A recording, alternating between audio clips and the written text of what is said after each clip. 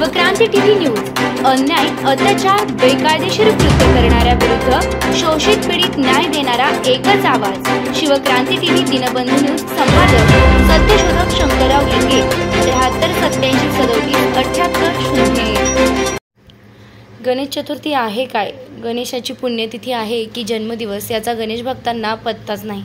पण बाळ गंगाधर टिळकांना चांगलीच माहिती आहे की गणपतीचा जन्म माघ महिन्यात झाला तरी बाळ गंगाधर टिळकांनी भाद्रपदमध्ये अचानक गणेशोत्सव साजरा करण्याचं कारण काय? क्रांतिबा ज्योतिबा फुलेंनी 1869ला रायगडावर छत्रपती शिवाजी महाराजांचा शोध घेण्यासाठी गेले। त्यांना शिवरायांची समाधी दिसली। घनदाट काटेरी झाडीमध्ये समाधी होती।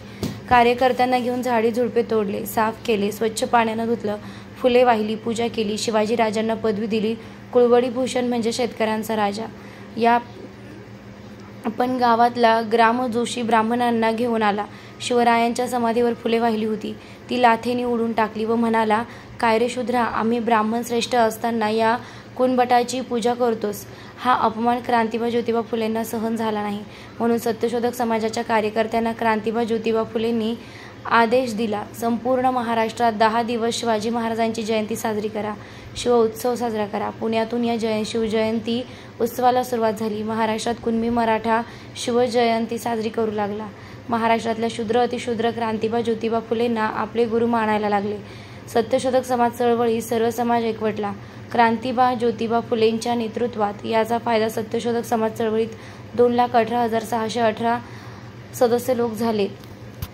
तेव्हा काँग्रेसची सदस्य संख्या 1,000च्या आतमध्येच होती।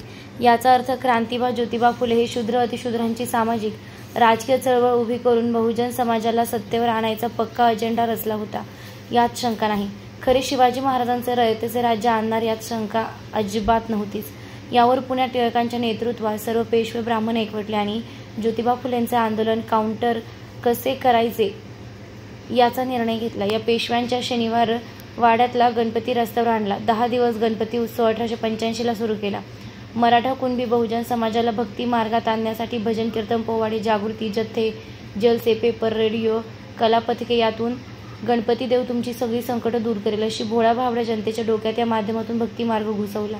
सगळा प्रचार प्रसार माध्यम टिळकांभोवती आणि भटकुड्यांवाटला प्रचार करत होता। क्रांतिबा ज्योतिबा फुलेंच्या चळवळीचा प्रचार फक्त मौखिक होता। साहजिकच आहे, ब्राह्मण म्हणाले दगडाचा गणपती दूध पितो तर सर्व प्रचार माध्यम पेपर टीव्ही चॅनल तेच प्रचार करतात, गणपती दूध पितो। अशा प्रकारे टिळकानं शिवजयंती गिळंकृत केली। क्रांतिबा ज्योतिबा फुलेंचे आंदोलन कमजोर केले, कारण ज्योतिबा फुलेंसुद्धा त्या दरम्यान खूप आजारी सुद्धा होते। जर आजारी नसते तर बाकी सत्यशोधक चळवळीनं महाराष्ट्रात सामाजिक राजकीय इतिहास घडवलाच असता आणि काल्पनिक गणेशोत्सव सुरू झाला नसता।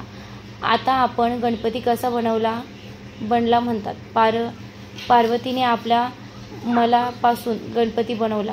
ती घरी एकटी होती, तिला भीती वाटत होती, म्हणून तिचे संरक्षण करण्यासाठी गणपती तयार केला। गणपतीला दरवाजात उभे केले, सांगितले मी अंघोळ घेईपर्यंत कोणालाही आत सोडायचे नाही। मग शंकर येतो, गणपती त्याला अडवतो, म्हणून त्याला क्रोध येतो, त्रिशूळ मारतो, मुंडक कापतो। पार्वती येते, आकाश पाताळ एक करते, आक्रोश करते, तांडव करते, माझा मुलगा मला जिवंत करून द्या, नाहीतर या धरतीला शाप देईन की धरतीवर कोणी जीव जिवंत राहणार नाही। शंकर घाबरला, त्रिशूळ हवेत फेकले आणि पहिल्या ज्या प्राण्याला त्रिशूळ लागेल त्याचे मुंडके ते त्रिशळ आणेल, ते मुंडके मृत गणपतीला लावले जाईल। अशा प्रकारे गणपती जिवंत झाला, अशी मनगणन कहाणी रचलेली आहे। आता सांगा मित्रांनो, हे खरे आहे काय? गौरी ही शिवपुराणात गणपतीची बहीण सुद्धा दाखवतात। बायको सुद्धा गौरी गावाला पावसाळ्यात तिरड्याचं रोपटे आणते, त्याला हिंदू लोक आणतात, त्याला मोळी बांधतात, त्या कोणत्या तरी देवीचा मुखवटा लावतात, झाली गौरी। विसर्जन करताना गौरीचा मुखवटा काढून घेतात आणि 1.5 दिवसात तिरड्याच्या मुळीचे विसर्जन करतात।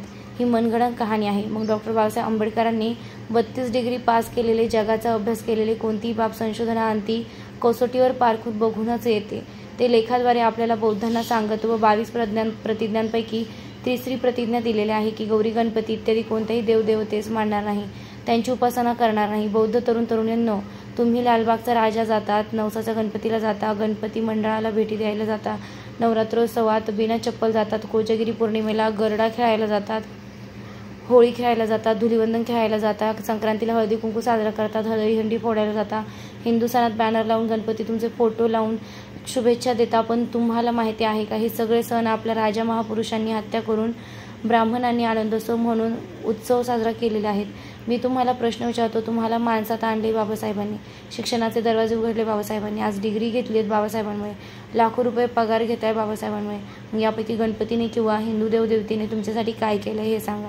प्रत्येक बौद्ध संस्थांनी, बौद्ध जन पंचायत समितीने, बौद्ध महासभा, तरुण तरुणींनी, बौद्ध मंत्रमंडळींनी गणपती उत्सवात जाऊ नये यासाठी प्रत्येक बौद्ध संस्थांचे अध्यक्ष, सेक्रेटरी, पदाधिकारी, भिक्खू, बौद्धाचार्य यांनी आपापल्या संस्थेच्या कार्यकर्ते, सभासदांना आदेश द्यायला पाहिजे की हिंदू धर्माच्या कोणत्याही देवदेवी उत्सवांना जाऊ नये. ही जागृती आपण केली पाहिजे.